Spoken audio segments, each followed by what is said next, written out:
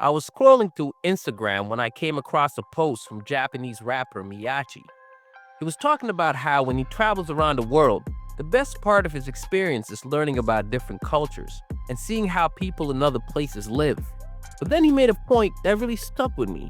He said if you come to Japan and use Japan as the aesthetic for your artwork, your releases, and your videos, but then you represent Japanese culture inaccurately because of laziness, because you can't even tell the difference between Chinese and Japanese culture, that's corny. He said this happens constantly. It's 2025. We have resources. We have money. People can travel. If you're going to come to Japan, at least learn the difference.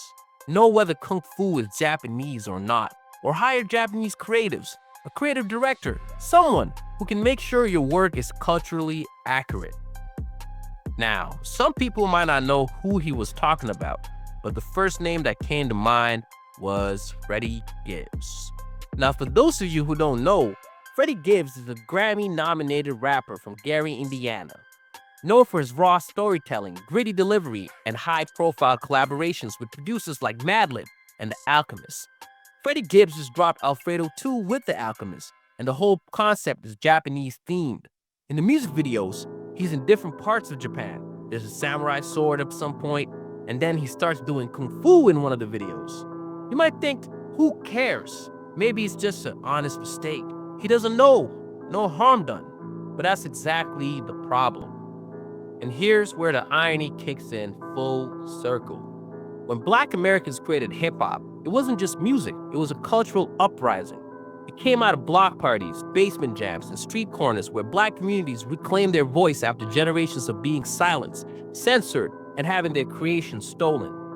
Rock and roll had already been taken, watered down, and sold back to the masses with almost no credit to the Black innovators who built it. Hip-hop was supposed to be different. It was ours, something we could control. From day one, the fear was that commercialization would strip away its roots.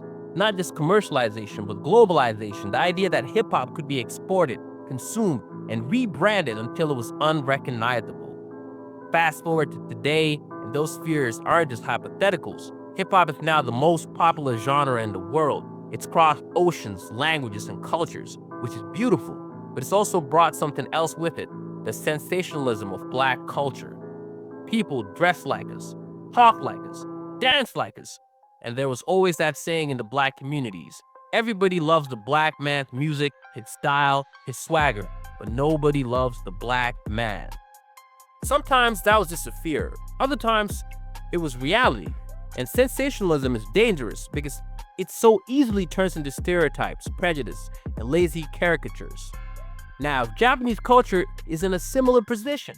In the last 15 years, anime's boom in the West has fueled a fascination with all things Japan, from city pop's revival to lo-fi beats, cherry blossom visuals to Japanese rap crossing into Western playlists.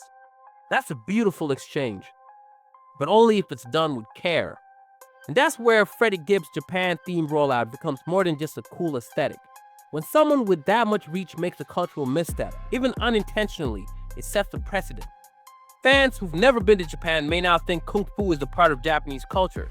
And once an image like that cements itself in pop culture, it's hard to undo. Which is why Miyachi's point hits so hard. It's not enough to love something from the outside. You have to approach it with cultural humility, not just cultural competency. The biggest beef in hip-hop history last year was debated on the same topic.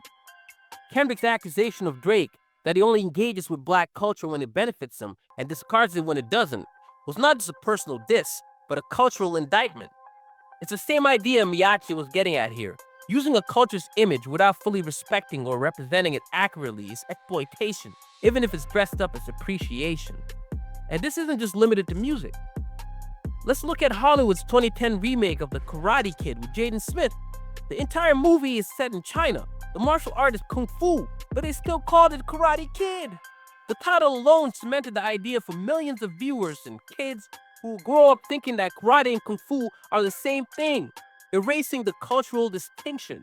And that's the danger of lazy representation. Once it becomes pop culture, it's almost impossible to undo. In hip-hop, we've always had the instinct to guard what we've built. We've lived through seeing our creations stripped out of context and sold back to us. But that same instinct has to apply when we step into someone else's culture.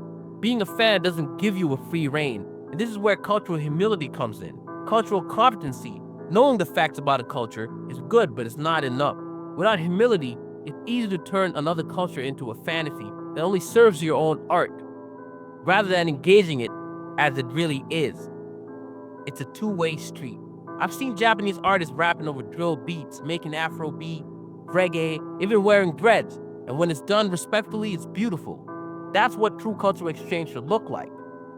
When I saw Freddy Gibbs Japan theme rollout, I smiled because the effort and the love was there. But I always ask, do you have cultural competency or do you have cultural humility? And this is a two-way street. I ask the same question to my fellow Japanese people. Because humility is what keeps cultural exchanges accurate, respectful, and collaborative. We've all got some work to do. And that's the point.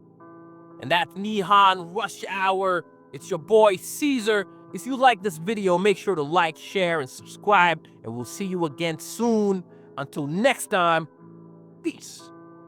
No excuse, no excuse. Get the bag, can't complain. This on use, no cutting slack. Need it bad, fancy suits.